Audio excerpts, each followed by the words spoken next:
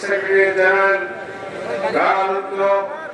আমাদের বাংলাদেশের বর্ষীয় রাজনৈতিক ব্যক্তিত্ব এটিএম আজহারুল ইসলাম সাহেবের মুক্তির দাবিতে, জামাতের নিমন্ত্রণ ফিরে পাওয়ার দাবিতে, আমাদের প্রতীক ফিরে পাওয়ার দাবিতে আজকে সাতক্ষীরায় যেমন লক্ষ জনতার ঢল নেমেছে, গোটা বাংলাদেশের প্রত্যেকটি জেলায় প্রত্যেকটি বিভাগে রাজধানীতে লক্ষ জনতার সমাবেশ হয়েছে।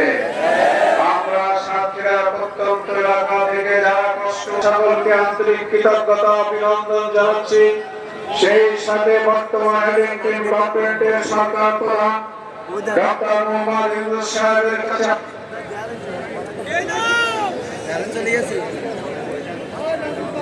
চাই, আমরা সুদীর্ঘ 17 বছর জুলুম অত্যাচার নিপীড়ন সহ্য করেছি।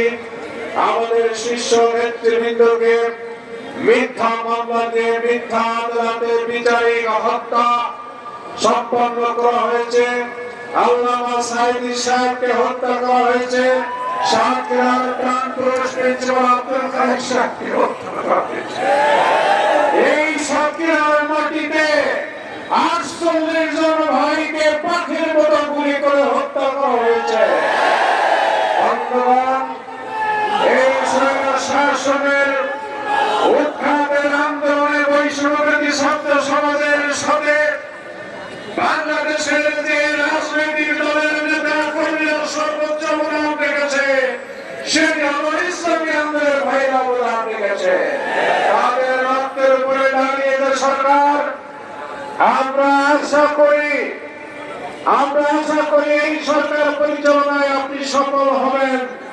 এই একটি মাত্র ব্যাপারে আপনি বৈষম্য সৃষ্টি করে দেশের জ্ঞান নিয়ে ক্ষমতা থেকে ফিরে যাবেন না। বন্ধুগণ, অবিলম্বে সকল রাজনৈতিক নেতৃবৃন্দের মুক্তি দেওয়া হয়েছে, আমরা সেটাকে স্বাগত জানাই।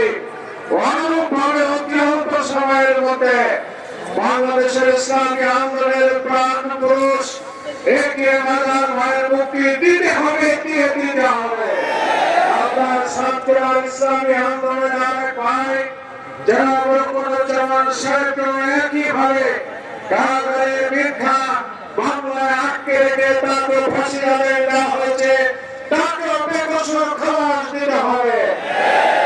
গোটা বাংলাদেশের মানুষ বলছে আমাদের প্রতীক ফিরিয়ে দিতে হবে। বাংলাদেশের মানুষ মনে করে আর চাঁদাবাজি নয়, ডাকাতি নয়, লুটপাট নয়, বাংলাদেশের দিকে রাজনৈতিক শক্তি জামাত ইসলামীর আমির সকল ইসলামী দল ডানপন্থী দলকে নিয়ে তৃতীয়